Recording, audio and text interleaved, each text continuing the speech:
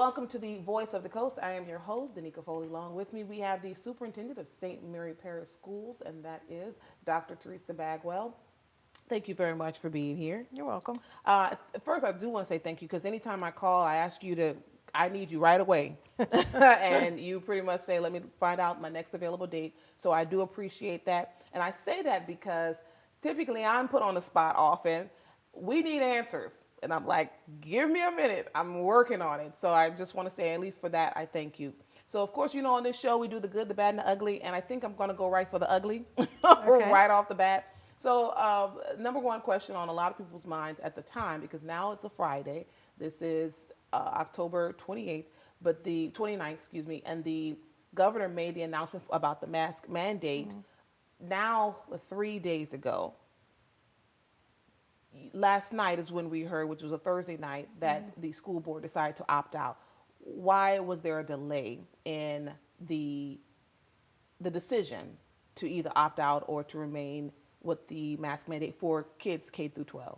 Okay, so on Tuesday afternoon, the governor came out and said that he was releasing the mandate for masks, except in K-12 schools. That if a K-12 school wanted to participate in what he referred to as an opt-out provision to make mask a recommendation and not a mandate, they would also have to agree to follow the stricter CDC guidelines when it comes to quarantine or isolating cases of COVID-19. So on Wednesday, our staff met with the nursing staff of the school district to determine what that would mean for our schools. If we agreed to follow a stricter guideline, what kind of burden would that put on our schools or on our children or on the families? And what we discovered is that for the most part, we've always followed the stricter guidance in terms of quarantine and isolating, so that would not put any kind of undue burden or pressure on the protocols that schools are currently using. Also, our board needed to rule on this matter because having the mask mandate move to an opt-out will require a change in our strategic plan for the reopening of schools. So we were fortunate that our board was planning to meet on Thursday, so we only had a 2-day delay essentially in being able to decide whether we would accept the governor's offer of an opt-out provision to make mask a recommendation and not a mandate. So it just came down to timing? Correct, yes, yeah. Okay. I mean, this, Thursday afternoon to Thursday evening when the board was able to meet. Okay. And because of this, again, I didn't necessarily get any backlash, but I definitely got so many tags and, we need answers. Did the school board receive any backlash for the 2 days that the mask mandate was still in place? There were individual isolated incidents of some issues, but overall, I mean, we didn't have many changes at the school level. I think that moving, like I said, I think we were fortunate to have a board meeting scheduled, in a pretty close time frame from the governor's order. Also, the mask remain a mandate on school buses, so that didn't change at all for public transportation. So is that still in place? Yes, that's still in place. Okay. And truly, back in July, our board had voted to recommend masks before the start of school, but then the governor changed that to a mandate for the whole state. So our board had already kind of decided to some degree that a recommendation would be appropriate for our school system. Okay. In the event a child or a teacher, shows symptoms of COVID, are those isolation protocols still in place? I mean, Correct. I know that they still have to go to the nurse's office, is it still in place? Right, those wellness checks are still in place. And like I say, that was one of the things that we wanted to make sure that we were going to be good on as far as following those protocols. We actually even contacted Region 3, and Region 3 told us that what we've done in St. Mary has been a gold standard to how schools are approaching the COVID contact tracing process. Okay. There was also one, just again, maybe an isolated incident where one student decided not to wear a mask, and that student was reprimanded, was not allowed on campus. Was that something was was often? I mean, is that something that you guys say? Look, if they don't have masks, they're not allowed in school.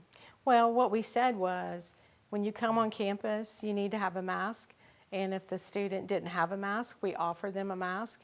If they refuse to wear a mask, then we contact the parent, and the parent would then either check them out or tell the child they needed to wear a mask. Okay.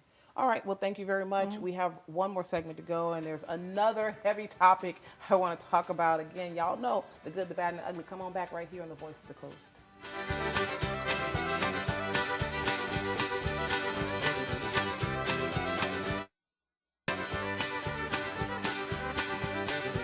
Seems really nice, you know.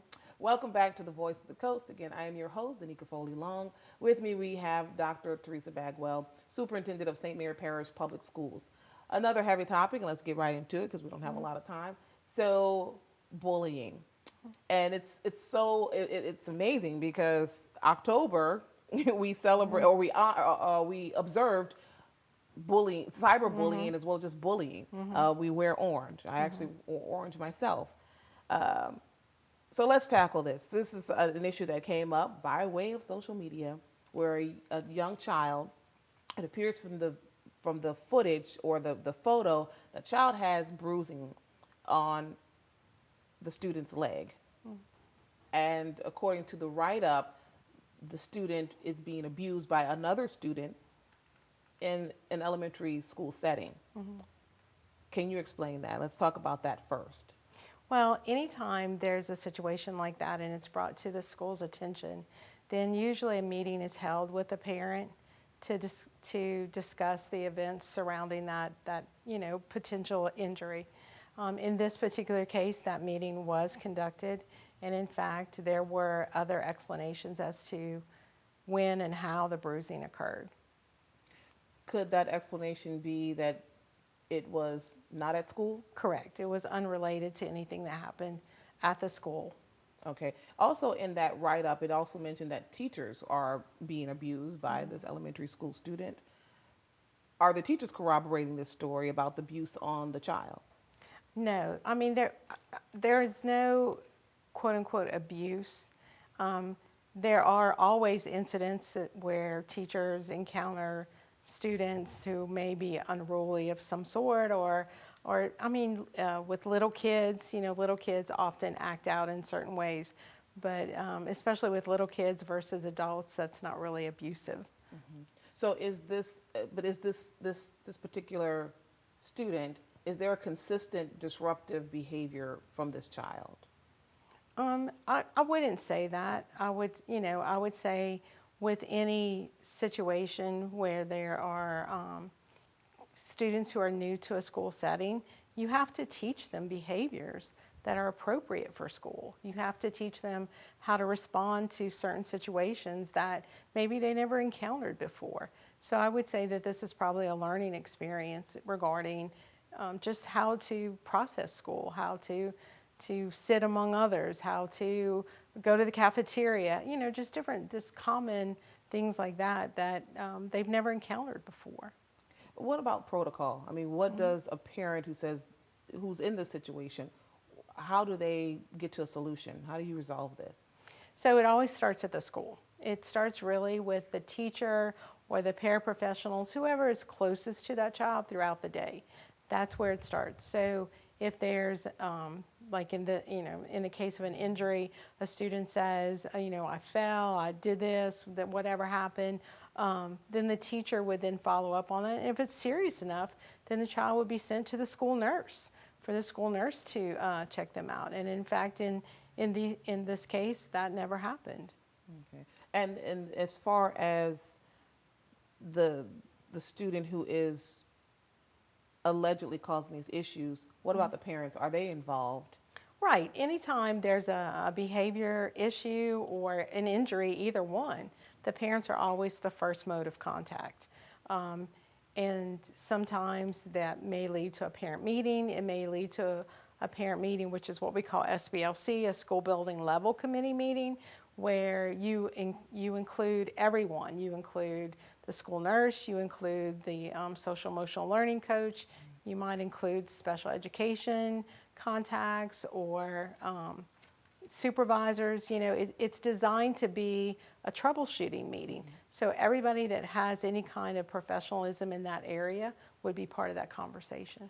And I just want to highlight before I get to my last highlight question, it's not quite so heavy. You did mention that there are alternatives, that there could be an alternative reason for this Correct. that may have happened. Correct. Okay. Right. I just wanted to go back to that. Yeah, there were alternative explanations conveyed. Yes. Okay. So question here, or comment rather, the untimely death of Sylvia Lockett, and from our station, we definitely have sent out our condolences to the school board and to the family. But Tammy Moore actually is now is her replacement. She will be her replacement until an election. Is that correct? And what is the election? Right. They'll have a special election in March for that seat, and then if there needs to be a runoff, that will occur in April. All right. Thank you very much. We'll see you guys next time.